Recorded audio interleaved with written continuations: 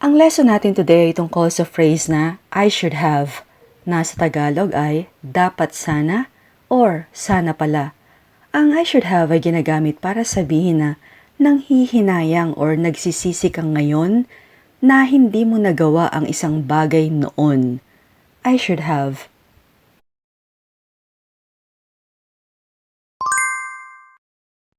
Halimbawa, I should have studied harder for the exam. By the way, dapat nating tandaan ang I should have ay palaging sinusundan ng verb na nasa past participle form.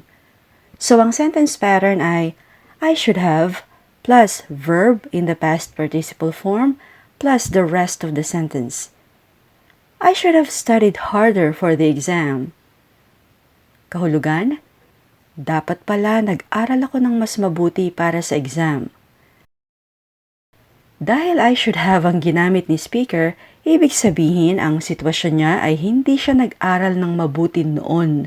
Kaya malamang ngayon ay bumagsak siya sa test. Kaya nanghihinayang or nagsisisi siya sa hindi niya nagawa noon.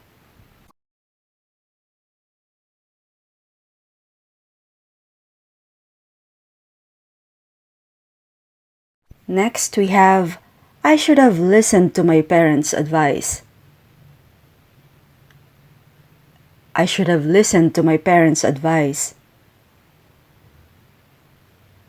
Dapat pala nakinig ako sa payo ng mga magulang ko.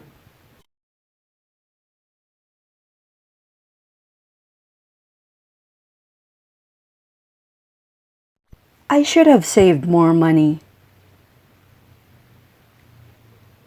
I should have saved more money.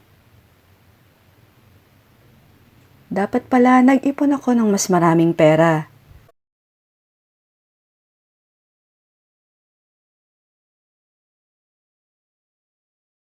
I should have called my friend to apologize.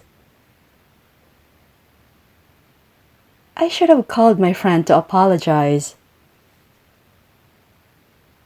Dapat pala tinawagan ko ang kaibigan ko para humingi ng paumanhin.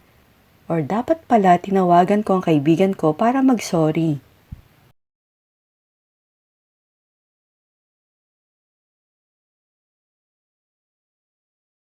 I should have double-checked the document for errors.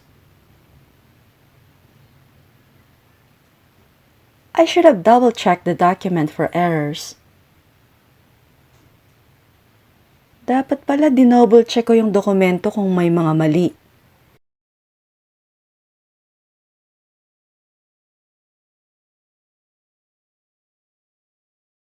I should have gone to bed earlier last night.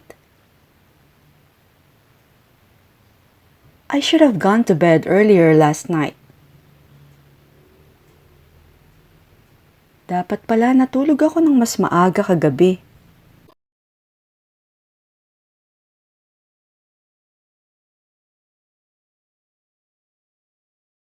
I should have taken a different route to avoid the traffic. I should have taken a different route to avoid the traffic. Dapat pala ibang ruta ang dinaanan ko para makaiwas sa traffic.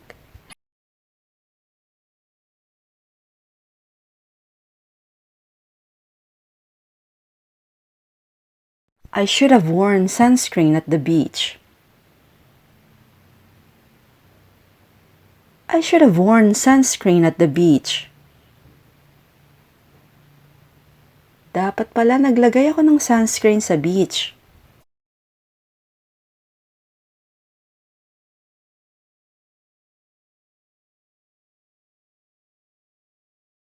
I should have attended the conference.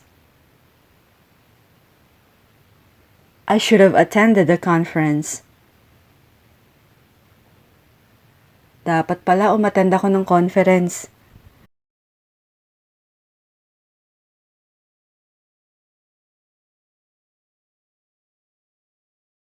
I should have been more organized. I should have been more organized. Dapat pala naging mas organisado ako. Or, dapat pala naging mas maayos ako.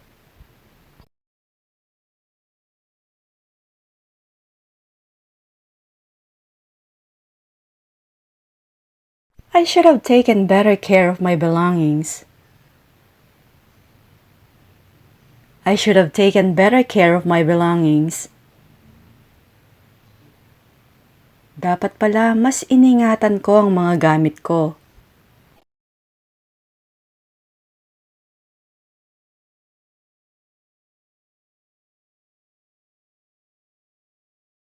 I should have accepted the job offer. I should have accepted the job offer. Dapat pala tinanggap ko yung alok na trabaho.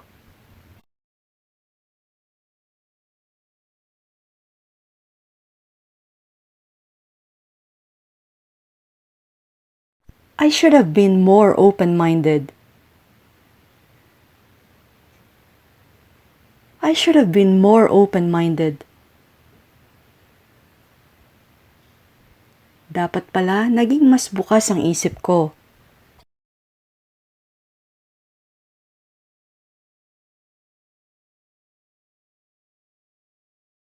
I should have been more proactive in pursuing my dreams. I should have been more proactive in pursuing my dreams. Dapat pala naging mas maagap ako sa pagpupursige ng mga pangarap ko.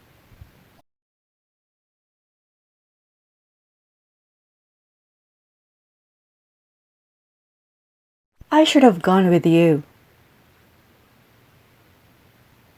I should have gone with you. Dapat pala sumama ako sa'yo.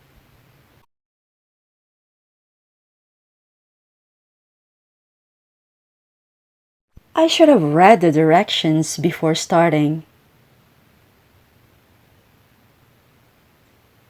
I should have read the directions before starting. Dapat pala binasa ko muna yung direksyon bago ako nagsimula.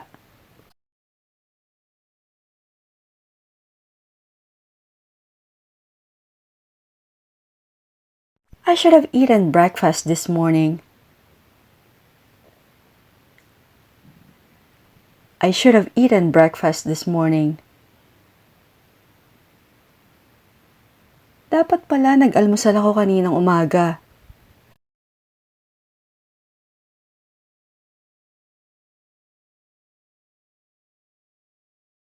I should have called you sooner. I should have called you sooner. Dapat pala tinawagan kita kaagad.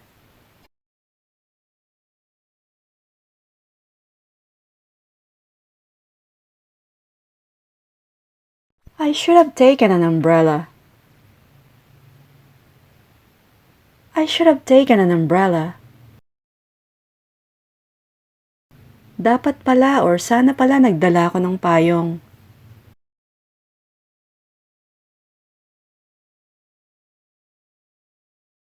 I should have bought more water. I should have bought more water. Dapat pala bumili ako ng mas maraming tubig.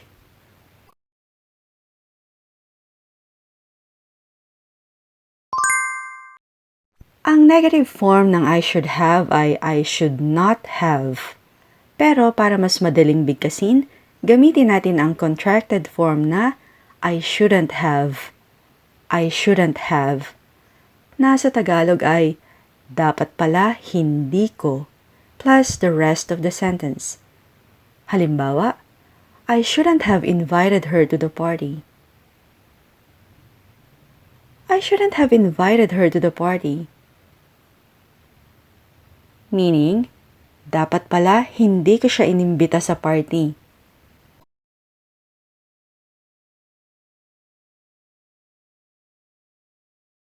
I shouldn't have gone to the bar.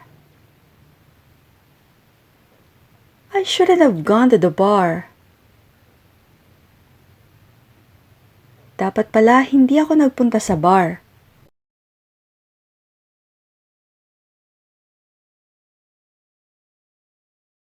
I shouldn't have eaten so much.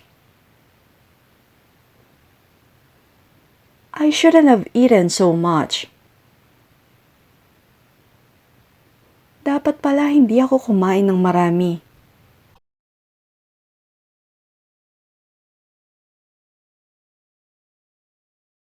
I shouldn't have said that. I might have upset her. I shouldn't have said that. I might have upset her. Hindi ko dapat sinabi yon. Baka napasama ko ang loob niya.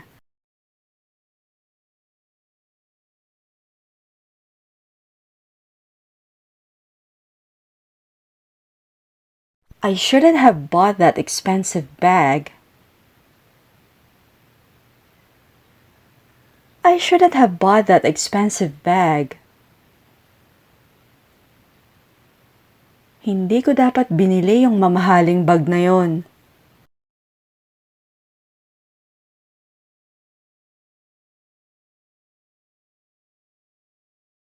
I shouldn't have forgotten my passport.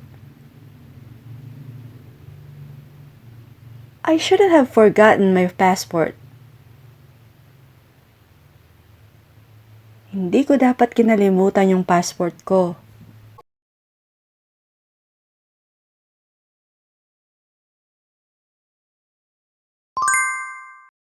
Kung ibang tao naman ang pinagsasabihan mo, palitan mo lang ng you yung pronoun na I, katulad ng example natin ngayon.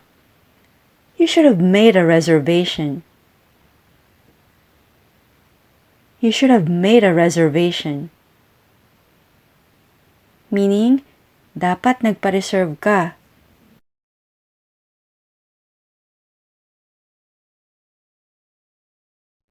You should have been more careful. You should have been more careful. Dapat naging mas maingat ka.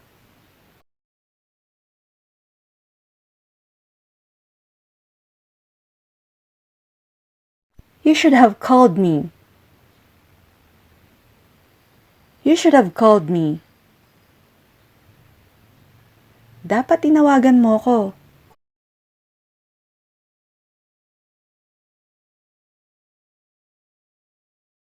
Ganon din kapag negative form, palitan lang ng you, yung I.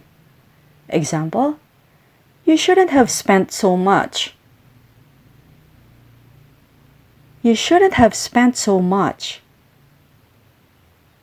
Kahulugan, hindi ka dapat gumastos ng husto.